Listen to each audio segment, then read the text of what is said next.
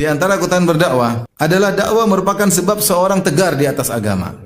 Tegar di atas agama. Ini orang banyak bilang, Ustaz, bagaimana cara kita istiqomah? Caranya berdakwah di antaranya. Caranya berdakwah. Allah berfirman, "In tansurullaha yansurkum wa yutsabbit aqdamakum." Wahai orang beriman, jika kalian menolong agama Allah, Allah akan menolong kalian dan Allah akan mengkokohkan kaki-kaki kalian. Benar, orang yang sibuk dengan dakwah, dengan tulus tentunya, tulus dan ikhlas, bukan mencari dunia di balik dakwah tersebut, maka seharusnya dia tegar di atas agama Allah. Karena ketika dia berdakwah, yang paling pertama dinasihati dirinya dulu. Dia nasihati dirinya. Maka saya sebagai dai, saya bilang, kenapa saya berdakwah? Di antaranya untuk saya nasihati diri saya, karena saya juga sering lupa, namanya manusia. Sering lupa, kadang emosi, terkadang lupa, terkadang mengikuti hawa nafsu, terkadang manusia. Ya. Tapi ketika kita berdakwah, kita ingatkan diri kita. Sebelum kita ingatkan orang lain. Maka di antara sebab utama Allah membuat seorang tegar, istiqamah di atas agama adalah ketika dia ikut serta dalam apa? Dakwah. Dalam dakwah. Yang penting dia tulus kepada Allah Subhanahu wa taala.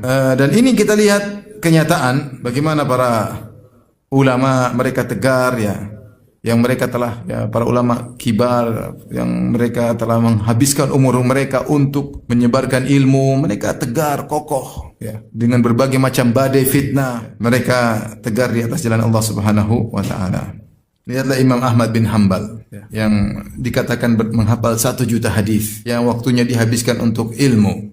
Ketika terjadi fitnah khalqil Quran di zaman Khalifah Al-Ma'mun, yang setiap orang harus berkata Al-Quran itu makhluk. Jika tidak berkata Al-Quran itu makhluk, maka dibunuh. Banyak ya orang-orang yang mengambil keringanan, akhirnya mengucapkan rukhsah, menganggap terpaksa, sehingga ikut-ikutan mengatakan Al-Quran itu makhluk, jika tidak dibunuh.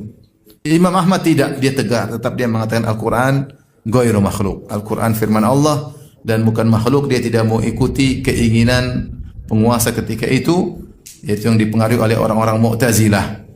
Dan dia disiksa dengan siksaan yang hebat dan dahsyat. Sampai 3 khalifah dia disiksa. Sampai disebutkan dia dicambuk sampai dagingnya lepas. Saking kuatnya cambuk tersebut, dagingnya terbang dari badannya, lepas dagingnya. Dan sampai dalam satu riwayat disebutkan beliau ketika disiksa, beliau mengadah wajahnya ke langit. Terus melihat ke langit sampai orang yang menyiksa karena dia disiksa di hadapan banyak orang. Sampai ada yang bertanya, "Ya Imam, ketika kau disiksa, kenapa saya lihat engkau lihat ke langit?" Dia bilang, "Saya sedang berdoa kepada Allah agar auratku tidak kelihatan." Karena dia takut dihantam kemudian celananya terlepas, agar auratnya tidak terlihat. Ya, subhanallah. Dan akhirnya dia tegar dan akhirnya akidah tetap terjaga. Seandainya Imam Ahmad ikut-ikutan mengatakan Al-Quran itu makhluk, mungkin hilang akidah bahwasanya Al-Quran itu ghairu makhluk. Kalau Imam Ahmad mengambil rukhsah sama-sama, ya udah kita terpaksa. Sehingga tidak ada seorang ulama pun yang tegar mengatakan Al-Quran adalah firman Allah, maka mungkin hilang akidah Ahlus Sunnah. Ketika itu Imam Ahmad tegar. Lihatlah Syekhul Islam Ibnu Taimiyah yang umurnya habis untuk dakwah. Sampai beliau di penjara, beliau tetap berdakwah. Sampai beliau tetap menulis. Sampai beliau dilarang untuk menulis. Tegar sampai meninggal dunia.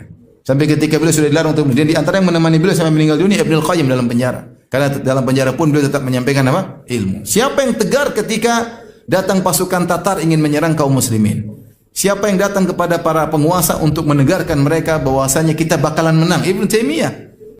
Dia bilang kita akan menang, insyaallah. Tahqiqan la ta'liqan. Kita akan menang pasti, bukan ragu, tapi pasti akan Allah berikan kemenangan. Dan akhirnya mereka berhasil mengusir apa?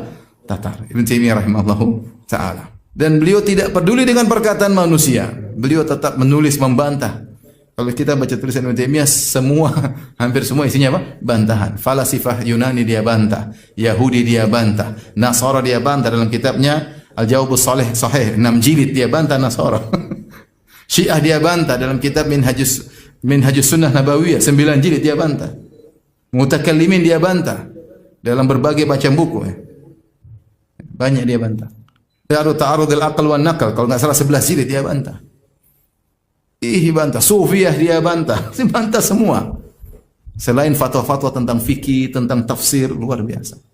Beliau meninggal bagaimana? Beliau meninggal di akhir hayat baca Al-Quran, hatamkan Al-Quran entah sekian puluh kali, sampai terakhir pada ayat Innal muttaqina fi jannati wa nahar fi maq'adi sidqin inda malikin muqtadir. Kemudian beliau meninggal.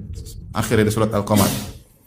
Beliau itu ayat terakhir beliau baca, kemudian beliau meninggal dunia. Ketika dikebumikan, jenazah terbanyak, seorang alim jenazah terbanyak yang menghadiri jenazah adalah jenazahnya siapa? Ibnu Taimiyah. Padahal ketika itu banyak fuqaha yang tidak suka dengan dia.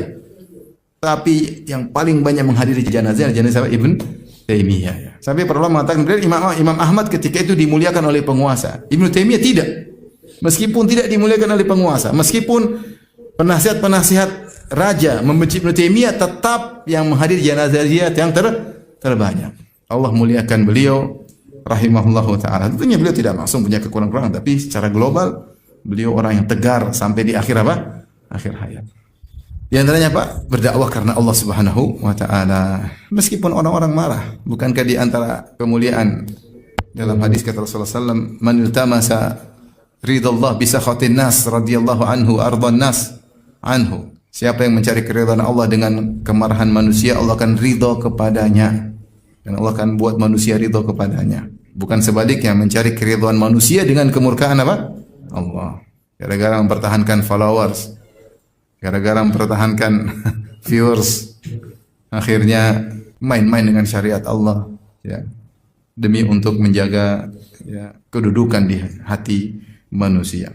Maka benarlah firman Allah, ya ayyuhalladzina amanu in tansurullaha yansurkum wa yutsabbit aqdamakum. Wahai orang yang beriman, jika kalian menolong agama Allah, maka Allah akan menolong kalian dan Allah akan tegarkan kalian di atas kaki-kaki kalian.